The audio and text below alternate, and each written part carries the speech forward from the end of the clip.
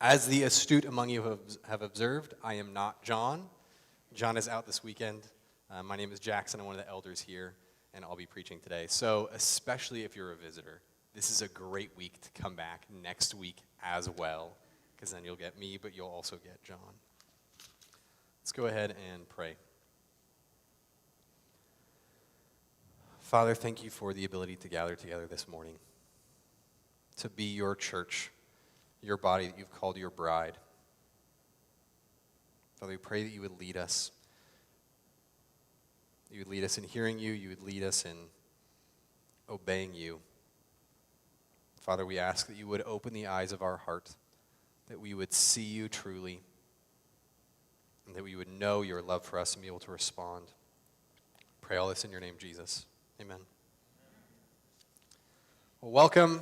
We just finished last week a sermon series, or rather a sub-series in a greater with Jesus on a mountain, going through the Sermon on the Mount. We just finished a section on the Beatitudes. So we closed that one, and now we're moving into a new sub-series of the Sermon on the Mount called Devicing Stuff. Today it's Devicing Religion, so we're going to talk about the vice of religion. But as we're doing this, I want to talk a little bit about this sermon series that we're kicking off into. We're continuing the overall series, but we're starting into the Lenten season. So this is a season, it's 40 days starting Ash Wednesday, last Wednesday moving through Holy Thursday, which is right before, it's a Thursday right before Easter. And it's reflecting the 40 days that Jesus spent in the wilderness fasting and being tempted. As we're looking at this Lenten season, we're looking at removing obstacles in this. That was the last sermon John preached last week on removing obstacles so that we can follow Jesus fully, wholeheartedly, with no reservations. As part of that, fasting is a common or traditional part of Lent. And looking at removing obstacles, the focus here, the goal that we have, is not giving things up so that we can convince ourselves and convince Jesus that we really do hunger and thirst for righteousness and not chocolate or, whatever it may be. But that element of removing obstacles, not convincing ourselves, not proving that we really do love Jesus, but removing obstacles so we can fully pursue Jesus. We're also looking each one of these weeks in this sermon series on devicing, about being salt and light, and specifically, actionably looking at being salt and light to specific people in our lives. For today, since this is devicing religion, we're looking at the vice of religion and people in our lives that we can be salt and light to who are squeezed by this vice, and of course also ourselves. We're talking a lot about salt and light. Let's talk about salt and light. So the section we're looking at, we just finished up the Beatitudes, and as we're moving into this next section, there are 3 verses here. We'll go to this next slide covering them. And these are the verses about salt and light. So you are, this is Matthew 5, 13 through 16. If you have your Bibles with you, or if you have a mobile device with access to the internet, fire those puppies up and take a look at this as well. You are the salt of the earth. But if salt has lost its taste, how shall its saltiness be restored? It is no longer good for anything except to be thrown out and trampled under people's feet. You are the light of the world. A city set on a hill cannot be hidden, nor do people light a lamp and put it under a basket, but on a stand, and it gives light to all in the house. In the same way, let your light shine before others, so that they may see your good works and give glory to your Father who is in heaven. A quick contextual reminder of this. This is Jesus speaking here. So this is Jesus as part of one sermon that he's giving. So let's look at some definitions. We're going to look at 3 definitions in this: salt, light, and religion. Good news is we're generally fairly familiar with salt and light, so these 2 are going to be fairly quick. So salt. What is salt? We just heard how if salt loses its saltiness, it's not good for anything. Technically, true salt can't actually lose its saltiness. Salt is a chemical, and it's not like uranium. It doesn't have a half-life, and it becomes less salty over time. It is salt, but it can lose saltiness through impurity. And if there's impurity in, not the specific chemical of salt, but your bin of table salt, it will become less salty over time. In the Beatitudes, one of the things that Jesus was talking about, and one of the things that John gave a sermon on, was blessed are the pure in heart. If we're pure in heart, that is how we retain our saltiness. Salt is also precious. Or we have a word, salary, that probably everybody is familiar with. Salary we attach to things that are precious, things that are valuable, not individual personal value, but monetary value. Salary comes from the Latin word salarium, which comes from the Latin word, which was basically salary, which comes from the Latin word sal, which is salt. So there's discussion in history of people actually being paid in salt in Roman times because it was so valuable. So it loses saltiness through impurity. It's precious. It's also necessary for life. If we don't have any sodium, we will not live. So salt is necessary for life. And finally, it's used to preserve and not just give life or keep life today, but also preserve life for the future. If you guys ever read like old seafaring tales, you hear people talk about eating salt pork, because if you put enough salt in that puppy, it's going to last a little longer than if it's just fresh meat. So it's used to preserve and help continue life. However, if used improperly, salt can be harmful. If you have ever experienced oversalted food, it is worse than food that hasn't been salted at all. Salting a field can damage the soil and either make it more difficult for plants to grow or prevent plants from growing. So salt, when applied improperly, can be harmful. Going back to the verse that we were looking at, Jesus says, "You are the salt of the world." We're not the salters of the world. We don't decide how much salt something needs or not. We are salt, and then God applies us. Our job is to be obedient as we do things, not say, it's a good idea. This is what we should do. I'm gonna go do this. Let's look now at light. Light's a little bit simpler. Light is critical for life. Plants need light to grow. Animals need plants to grow. And then some people need animals to grow. Other people are not about that. So, But generally, we need light to live. That's necessary. It's also necessary for seeing. If there's no light, we can't see. So there's these elements of life and truth in light. But also when used improperly, light can be harmful. You guys have ever taken a magnifying glass and been able to focus the sun's rays and burn a stick or something like that? Well, if your hand was in the way, it would be harmful. It would not be a good experience. Our job is to reflect Jesus' light as we are the light of the world.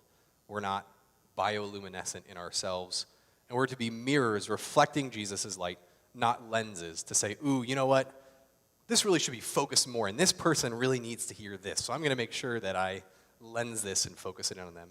Nor are we to say, ooh, that light is a little bit too bright. I'm going to be a lens to diffuse this light so it's not painful for that person. Our job is to reflect, not be lenses.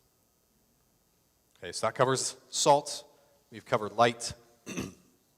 What is religion? So religion, in all definitions, whether it's in the Bible, James 1, true religion is caring for widows and orphans, or any sort of secular definitions in the Oxford English Dictionary or Merriam-Webster. There's always some action tied to it. It's like religious observances, ceremonies, customs. It's not just beliefs or thoughts, things that we know, but it is actions. The definition we're using today in this sermon is religion are things I do because I am a fill in the blank. Things I do because I am a good person. Things I do because I am a Christian. Things I do because I am a Muslim. Whatever it might be, fill in the blank here, that's the definition that we're using for religion. Or, sort of another way of saying this, things I do that make me a blank. Because I do this, therefore I am a Christian. Because I do this, therefore I am a whatever. So those are the definitions we're using for religion today. Two notes I want to hit on as we look at this. First, the I do here is not the critical thing that makes it religious. The action is not the defining element. It's the I do this thing because I am this, or I do this thing because I must in order to be a good person. So the action is not the critical thing here. As I say that, I do want to give a note. This is the second thing. I am not saying, and I'll go into this more as we go, that, hey, look, if you're doing things purely out of obedience to Jesus, or if you're doing things out of some religious burden, the outcomes are going to be the same, the actions are going to be the same. It's just the heart that matters. It is the heart that matters primarily. But there are differences in what happens. There might be one unit of good works of caring for a widow, caring for an orphan, whatever it might be. But we can also see in the Bible that there are miracles that happen when we work not out of our own strength, not out of our abilities, but through Jesus and through the power of the Holy Spirit.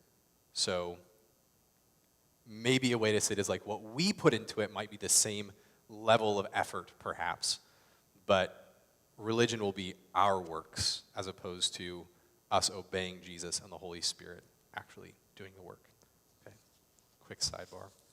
This was all not the sermon. This was the pre-sermon or the sub-sermon, and it's all totally free. So we're now going to go into the actual sermon itself.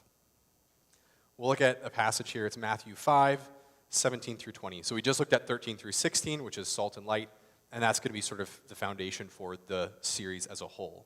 But for today, we're looking at this section 17 through 20. This is actually on 2 slides because I couldn't get the font in a readable format, so we'll read through this. Again, this is Jesus speaking. He's just finished the Beatitudes. He just spoke about salt and light, and now he says, "Do not think I have come to abolish the law or the prophets. I have not come to abolish them, but to fulfill them. For truly I say to you, until heaven and earth pass away, not an iota, not a dot will pass from the law until all is accomplished. Therefore, whoever relaxes one of the least of these commandments and teaches others to do the same will be called least in the kingdom of heaven. But whoever does them and teaches them will be called great in the kingdom of heaven. For I tell you, unless your righteousness exceeds that of the scribes and Pharisees, you will never enter the kingdom of heaven." We're going to take this in 4 main chunks. The first chunk is going to look at abolishing versus fulfilling. And what that means, we're going to talk about definitions a little bit because I think those are really important, but they are actually important for this. So we'll talk about that. We'll also talk about what does it mean to relax or do and teach, because there's this element here of, hey, it's bad to relax and teach these commandments. It is good to do, relax and teach others to relax, and it's good to do and teach others to do these commandments. We're going to look at what actually are these commandments that Jesus is talking about. That's pretty important here to know what he means. And then finally, we're going to talk about righteousness. So those are the 4 chunks we're going to take this in. So for the first one, what does fulfillment look like? Just sort of a loaded question because it has multiple meanings. What does fulfillment look like? But looking at this first verse, Matthew 5:17, Jesus says, "Do not think that I have come to abolish the law or the prophets. I have not come to abolish them, but to fulfill them." A couple things to touch on. First, fulfillment is not abolishing. If fulfilling the law and abolishing the law meant the same thing, or were functionally the same thing, or were, in terms of our experiences, the same thing, even though they might not technically be quite the same, Jesus wouldn't have said, hey, don't think that I've come to abolish it. I've not come to abolish it. I've come to fulfill it. So there is a distinction, and it's one that actually matters fairly meaningfully. So that's the first one. Let's talk about contracts, because this is the general DC area, and probably the majority of us have interacted with contracts in some way or another. So we'll talk about this, but it's not going to be jargony at all. A contract being terminated.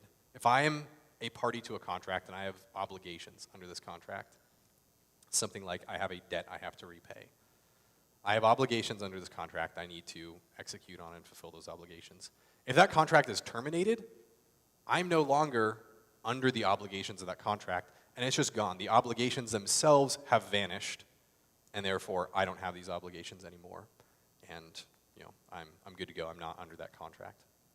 But if somebody else steps in and says, okay, I will fulfill the terms of this contract on your behalf, the contract still exists. The contract hasn't gone away.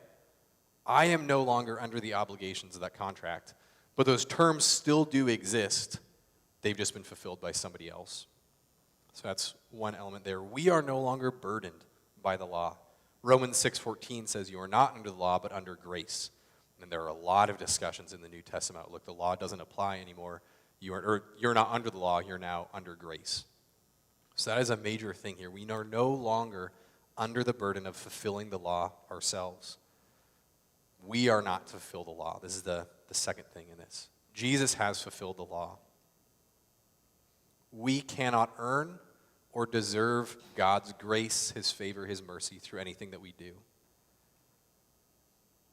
We're going to look later on about how there are things that we should do, but not under the law. We're not doing things. We can't do things to earn God's grace. It has been fulfilled already by somebody else, by Jesus, for us, on our behalf. Now, the final thing here, which is almost like a subpoint of this, is that grace is not just law 2.0. We have not traded a requirement for fulfilling the law for a new requirement of, okay, we don't have to fulfill the law. Good news, you're not under the law anymore. But now we have to pay Jesus back for his grace, for him fulfilling the law. That's not how fulfillment works. For those of us in particular who have grown up in the church, this is, I think, often where we go. In religion, relating to Christianity, this is, I think, our tendency, is to say, hey, great, we're not under the law, but now we have to do all these things. Now we have to pay Jesus back through great fervor in prayer. And we need to prove to him and prove to others that we're really, really grateful for this grace. And so we've gotten rid of the law, and we replaced it with this, repay Jesus new commandment that isn't biblical at all. We do owe Jesus stuff. It's not, meeting his requirements. We do owe him our full worship and surrender. Full stop. And that's outside the law. Before the law was given to humanity, we owe Jesus our full, absolute worship and surrender. While we were under the law, we owe Jesus our full worship and surrender.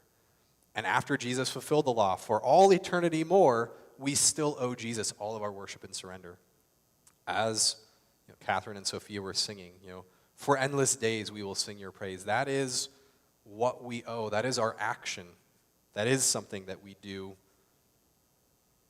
owe to Jesus, but not to earn his grace, not to earn his favor, not to earn his mercy. That has been given to us fully. It is a gift.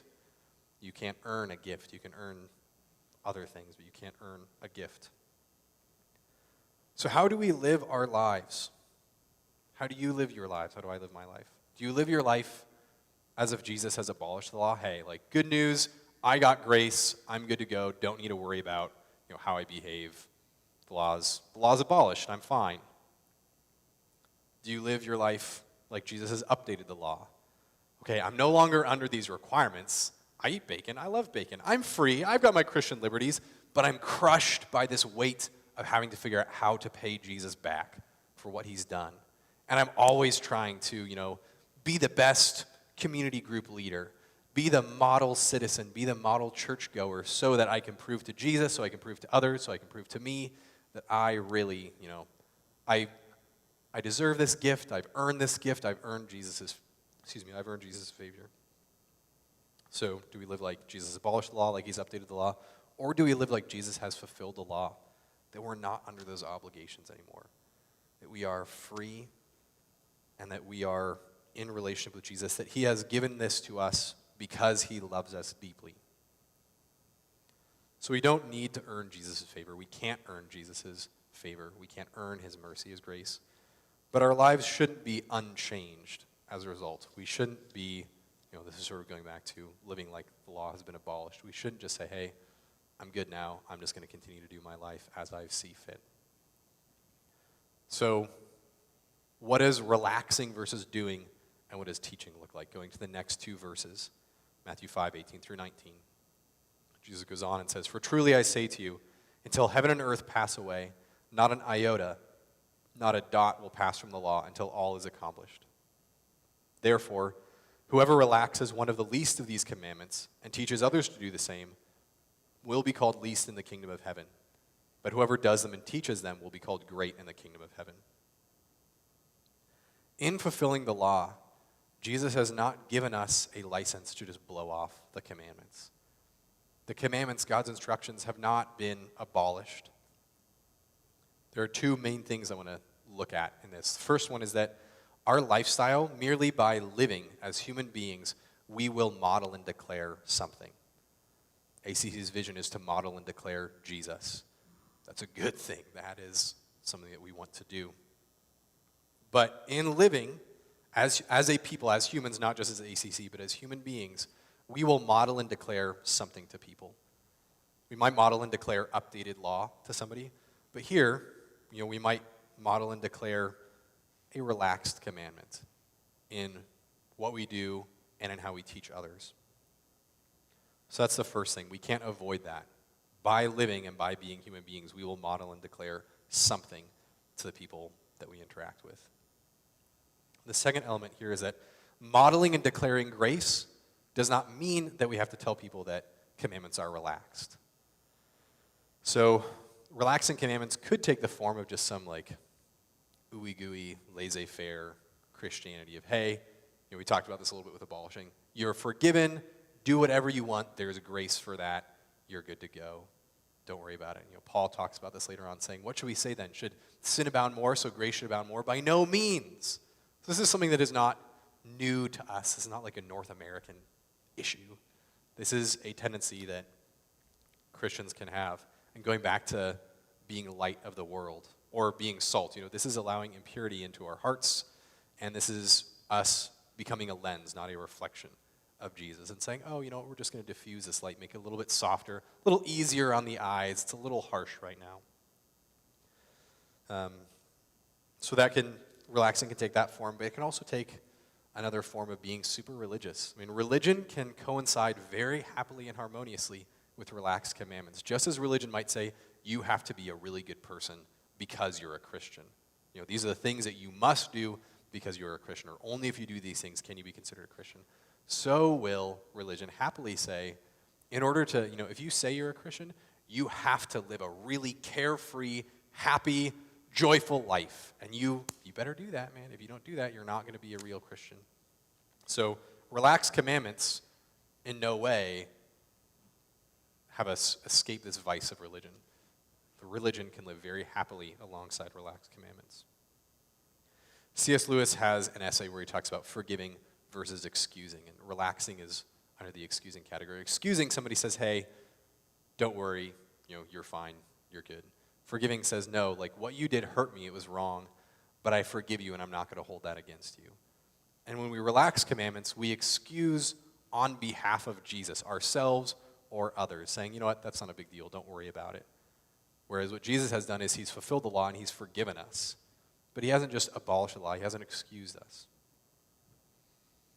So how do we then produce good fruit without being religious? This is sort of at this point in the sermon, it feels very tricky because it's, we should be doing good things, but also don't do it out of a burden.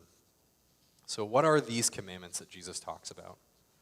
Matthew 5:19, which we did touch on, but we're going to look at a different part of it. Therefore, whoever relaxes one of the least of these commandments and teaches others to do the same will be called least in the kingdom of heaven. But whoever does them and teaches them will be called great in the kingdom of heaven. So what are these commandments? Are these the Beatitudes? Are these something else he's going to say? Is this the law? Well, since you have your Bibles open or your mobile devices open, we'll look at actually the next couple verses. So today we're looking at 5:17 through 20, but let's look quickly at verses 21 and 22 to get a little bit more context. Jesus says in those verses, you've heard that the ancients were told, you shall not commit murder. This is one of the 10 commandments, right? Thou shalt not kill. You shall not commit murder, and whoever commits murder shall be liable to the court. But I say to you that everyone who is angry with his brother shall be guilty before the court, and whoever says to his brother, you good for nothing, shall be guilty before the Supreme Court, and whoever says, you fool, shall be guilty enough to go into the fiery hell. The bar here is actually higher. I'm good with thou shalt not kill. I have that one covered. That's a commandment I have not broken. But not being angry, not insulting a brother, not just physically a sibling, but another person, not calling or thinking somebody's a fool, I have not done so hot on those commandments. So these commandments that Jesus is talking about is now even a higher bar than the law. So how does this work? How are we not under law, but then there's a higher standard? Well, part of the key, I think, is that the key is we cannot fulfill the law. We cannot earn God's favor. The solution here is we have to know Jesus. And that is where our good news comes from. So our hope is not in the law. Our hope is in Jesus. So looking now into some practical things about knowing Jesus. So let's start with first things first. This is having our priorities in the right order, having the right priority stack as we are following Jesus. You guys may recall the time that Jesus was at Martha and Mary and Lazarus' house, or he was spending time with them at least. And Martha and Mary were spending time in different ways. Mary was hanging out with Jesus and just spending time with him. Martha was doing a whole lot of work, getting stuff ready, probably doing good things. I mean, being industrious. She came to Jesus and said, "Hey, do you see how much work I'm doing? And my sister Mary is just doing nothing. She's just sitting around. Can you tell her to help me?" And Jesus tells her, "No, Mary's chosen the better lot here. This is the better decision." There are many other times where Jesus has showed that the right priority is to be spending time with him, knowing him, loving him, in a relationship with him, rather than just going out and doing stuff. You may recall the time when the woman poured the really expensive perfume on Jesus' feet. And incidentally, Judas was like, "No, you shouldn't have done that. That, could have been sold, and we could have done a lot of good works with that." And she says, No. This was the right thing to do. So first things first, as we are Christians, as we are following Christ, we should have the right priorities of, yes, there are good things that we should be doing. We should be changed. Our lives should be visibly different because we are Christians. But our lives should be visibly different because we know Jesus, not because we are, under the demographic banner of Christians, because we do these things because we're Christians, not because of religion, but because of Jesus. So, first things first, none of our, ability to do anything good will be fruitful unless it's only coming out of our relationship with Jesus. So, Christianity follows Christ, not the other way around. We should not lead with works and say, "I want to be a Christian, I want to be, more in love with Jesus, so I'm going to go do all these things." So how can we do that? Particularly if you've grown up in the church, it can be easy for things like read the Bible to become this lifeless statement that we've heard a million times. Spend time in the Word, meditate on the Word. These are terms that are good terms, but we've heard them so many times that they're sort of meaningless, lifeless commands. And as we spend time praying, as we spend time reading the Bible, it can feel like we're trying to meet some vague quota. In the vice of religion, it is, trying to meet some vague quota. And at the end of praying, at the end of reading, we think, did I pray for long enough? Did I read long enough? I'm not sure. From what I'm hearing from my community group members, I'm not reading less than other people, so I'm probably in the right zone, but I don't really know. So how do we get away from that? How do we actually spend time with Jesus in a way that is meaningful? Let's look at taking a vacation. I had some friends who were having a difficult time in their family, unmet expectations, frustration, strife. And they got some advice saying, what you should do is you should take the whole family on a vacation. Don't work out okay, let's set expectations more clearly. Let's make sure that everybody understands and is empowered to do all the things everybody needs to do. But take a vacation. They did, and it ended up being great. I'm not saying this is a catch-all solution for all family issues. This is an illustration of a thing that happened. Spending time together, not working on stuff, not trying to solve problems, not trying to do works, but spending time enjoying each other and in an environment where they could enjoy each other and love each other. And remember, oh yeah, we do love each other, was really critical for that family. And then, once they had that foundation renewed of, yes, we love each other, we are a family and we're committed to loving each other, then they could move into actually getting some of the work done.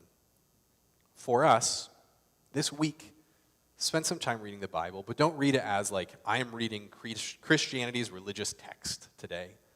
Spend some time reading the gospel and reading it not as the Bible, but reading it as a historically accurate depiction of things that a real person did. Jesus is a person. He's not a human being, but he is a person who can be known, that we can have a friendship and a relationship with. So read it as that. And in saying this, I do not mean to, nor am I cheapening the Bible. It is a historically accurate text. It is God's breathed word to us that is true. But we can relegate the Bible, particularly if we've grown up in the church, to flannel graph stories and turn Jesus into a mere fact in our lives and not a person to be known. Does this make sense? So this is taking a vacation, changing how we read and pray. Not thinking as like, oh yeah, I saw this in a flannel graph when I was a kid. But thinking, okay, this did happen on this earth, and this is recorded by somebody who knew Jesus personally and loved him. And read that and think about Jesus as a person, not just as a historical or religious fact. The opposite of religion is not some hyper-spiritual state where we get really lucky because we have now achieved this high plane of spirituality, and all of my desires are fortunately aligned with Jesus' desires, so I get to do what I want all the time, and it's always good things. Maybe in heaven, that's what it's going to be like. I hope so. I think it may be. But on earth, that is not what it's going to be like. Oftentimes, we need to do things that we actually don't want to do. That doesn't immediately or necessarily mean that all of a sudden this is now a religious action. So let's talk about love. In relationships with people that we love, friends, spouse, family, there are times when we do things that isn't something that is actually a raw, innate desire. As an example, recently I had a friend reach out, and he needed last minute to be driven somewhere. It was kind of a meaningful drive. It was in the evening. Talking about Jackson's raw desires, I did not want to drive that evening. But I loved that friend. And so driving him was an easy decision to say, yeah, I'd love to drive you. Did that mean that magically driving jumped into the number one position of Jackson's preferred activities that evening? No. It still did not become something where it was like, oh, I am stoked to get in the car tonight. But because I loved that friend, it was not something that I did out of obligation or burden.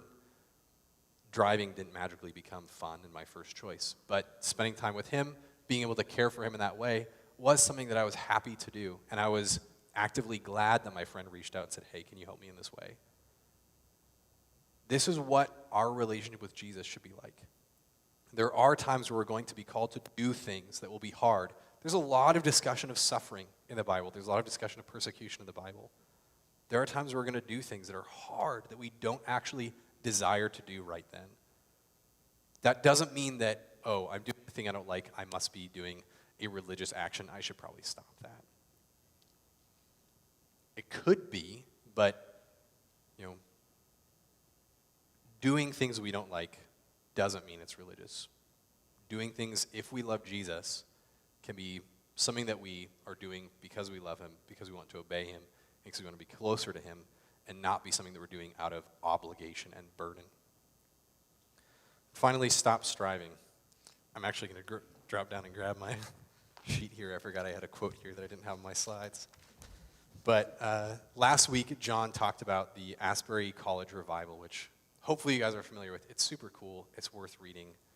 Just ASBURY College.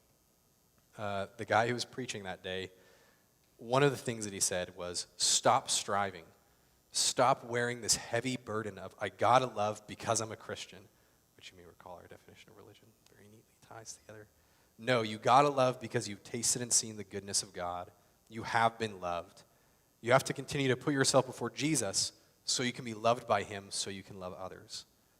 This is what we're talking about, of not religion, maybe doing things that we don't necessarily want to do, but doing it because we love Jesus, because we know him, and because we know he loves us, not striving.